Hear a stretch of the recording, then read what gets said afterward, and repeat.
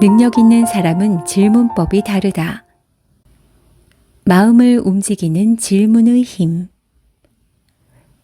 처음 만난 사람과 무엇을 이야기해야 할지 모르겠다. 대화를 생각한 대로 이어가기가 어렵다. 나 스스로에 대한 자신감이 부족하다. 혹시 이런 고민을 해본 적이 없나요? 이런 고민들과 자신감 부족 문제를 해결할 수 있는 도구가 바로 질문입니다. 저는 질문을 활용해 개인과 조직이 영업력을 강화하고 인재를 육성할 수 있도록 돕는 컨설팅 서비스를 제공하고 있습니다. 저의 기본 원칙은 고객을 직접 지도하지 않는다입니다. 이렇게 하세요, 저렇게 하세요 식으로 일일이 가르쳐서는 다음 지시만 멀뚱히 기다리게 할 뿐이죠. 반면 지금 해야 할 것은 뭐라고 생각해요? 이제 어떻게 하실 건가요? 그때 보고했던 것은 어떻게 됐어요? 라고 계속 질문을 던지다 보면 결국 스스로 생각하고 알아서 행동하는 자립형 직원들을 양성할 수 있습니다. 원래 저는 굳이 이런 것까지 설명해 줄 필요가 있나요? 라는 피드백을 들을 정도로 하나하나 꼼꼼히 가르치는 성격이었습니다. 그런데 한 회사 대표님이 이렇게 말씀하시더군요. 열심히 했는데 프로젝트가 끝나니 원래 상태로 돌아가더라고요. 가르치는 것만으로 충분하지 않다면 무엇을 어떻게 해야 할까? 이런 깊은 고민에 빠져 있을 때 경영의 아버지로 칭송을 받는 피터 드리커 교수의 명언을 우연히 접했습니다. 답을 내놓으라고 강요할 바에는 차라리 좋은 질문을 던져라. 그때 저는 비로소 가르치는 것보다 좋은 질문을 던지는 것이 훨씬 더 중요하다는 사실을 깨달았습니다. 그래서 컨설팅 서비스를 제공할 때마다 질문을 본격적으로 활용하기 시작했습니다. 질문력을 기르기 위한 10가지 기초 지식. 질문은 동서고금 남녀노소를 불문하고 언제 어디서나 통하는 매우 심플한 도구다. 가는 말이 고우면 오는 말도 곱다 하는 말처럼 좋은 질문은 좋은 대답을 부르기 마련이다. 좋은 질문을 던져줄 줄 안다면 더 좋은 인간관계를 쌓을 수 있다. 평소 사용하는 질문에 부정적인 말이 들어있진 않은가? 부정적인 뉘앙스로 물으면 할 수 없는 이유만 돌아오기 마련이다. 반대로 긍정적인 뉘앙스로 물으면 이렇게 하면 될 것 같다는 건설적 아이디어를 도출할 수 있다. 이렇게 질문하는 습관을 조금 바꾸면 상대방의 반응도 달라지는 것을 경험하게 될 것이다. 서로 묻고 답하면서 인간관계를 더욱 공고히 해나가고 싶다면 다음 3가지 포인트를 염두에 두어야 한다. 1. 판단하지 않는다. 상대방의 주장이 나의 생각과 다르다고 해서 그건 틀렸어 라고 판단하지 말아야 한다. 그렇게 생각하는구나 라고 중립적 태도에서 이유가 무엇인지 묻는다. 2. 컨트롤하지 않는다. 이렇게 행동했으면 좋겠다.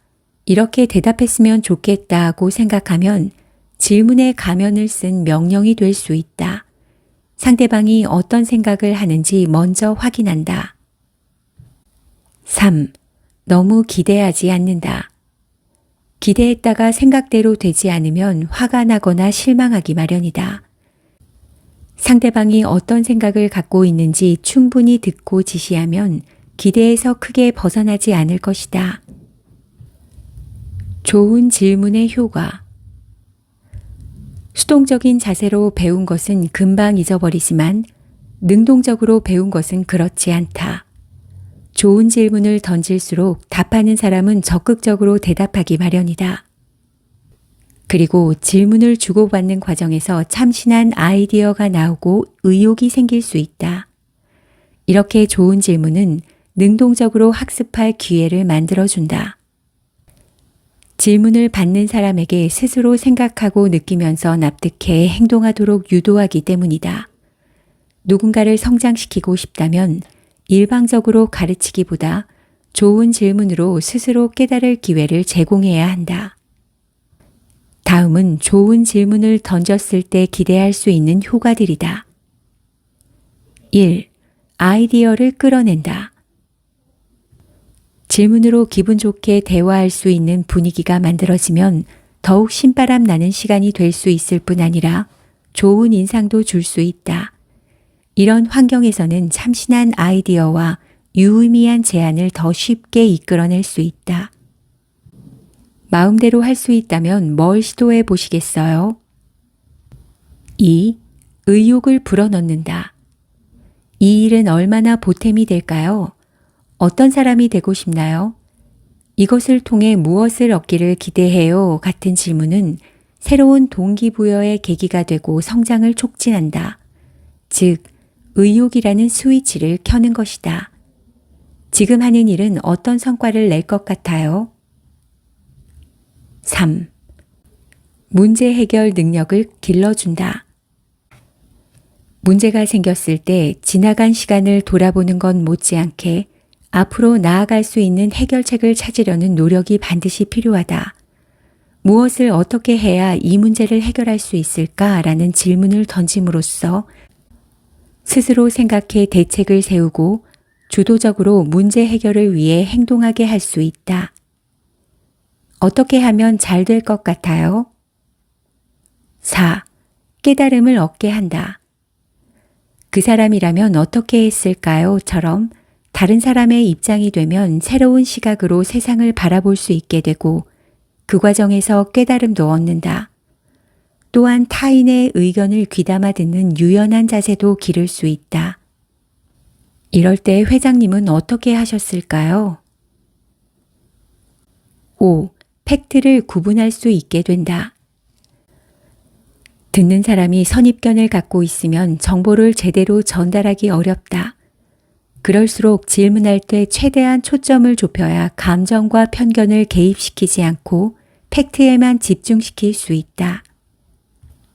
이번에 발생한 문제의 근본 원인은 무엇이고 우리는 어떤 교훈을 얻어야 할까요? 질문하기 전에 꼭 체크할 것들. 같은 내용이더라도 어떻게 질문하느냐에 따라 효과가 크게 달라진다. 효과적으로 질문하려면 먼저 상대방이 쉽고 편하게 답할 수 있는 환경을 마련해야 한다. 이를 위해서는 질문하는 사람의 미소와 여유가 필요하다. 그리고 적절한 대상에게 때에 맞춰 질문을 던지는 것도 중요하다. 또한 그 질문이 적극적인 답을 이끌어내는 데 도움이 되는지도 확인해야 한다. 질문하기 전 다음의 5가지를 반드시 확인하자. 1. 상대방은 질문 대상으로 적절한가? 정확히 답할 수 있는 사람에게 질문하는 것이 중요하다. 따라서 누구에게 질문할지 잘 판단하는 것이 중요하다. 감을 잡을 수 없다면 이 문제에 대해서는 어떤 분에게 여쭈면 좋을까요? 라고 주변에 확인하는 것도 좋다. 2. 질문하기에 적절한 타이밍인가? 아무리 좋은 질문을 준비했더라도 상대방이 답할 준비가 안 되어 있으면 의미가 없다. 따라서 질문을 받을 사람의 상황이 어떠한지 고려하며 적절한 타이밍에 물어야 한다. 직접 확인하고 싶다면 지금 잠시 시간 괜찮으세요? 라고 먼저 물어본다. 3. 나는 상대방에게 어떻게 비춰지고 있을까? 질문하는 사람이 풍기는 느낌도 중요하다. 상대방이 나에게 좋은 감정을 갖고 있지 않으면 대화를 만족스럽게 풀어갈 수 없기 때문이다. 사람의 인상을 좌우하는 가장 중요한 요소는 바로 미소다. 상대방이 안심하고 당신을 신뢰할 수 있도록 가능한 한 밝은 표정으로 대화를 나누도록 한다. 나는 지금 마음의 여유가 있나? 내 표정은 미소를 띠고 있나? 4. 긍정적인 결과를 얻을 수 있는 질문인가? 질문하기 전에 의도가 무엇인지, 무엇을 확인하기 위한 질문인지 점검해 보는 것도 중요하다. 상대방이 부정적으로 답하거나 변명하지 않고 즐거운 기분으로 많은 이야기를 풀어낼 수 있도록 질문할 내용을 사전에 꼼꼼히 살펴본다. 이 질문으로 얻고자 했던 것이 뭐였지? 5. 상대방에게 도움이 되는 질문인가? 특별한 목적 없이 단지 궁금해서 또는 책임을 추궁하기 위해 묻는 것은 좋지 않다.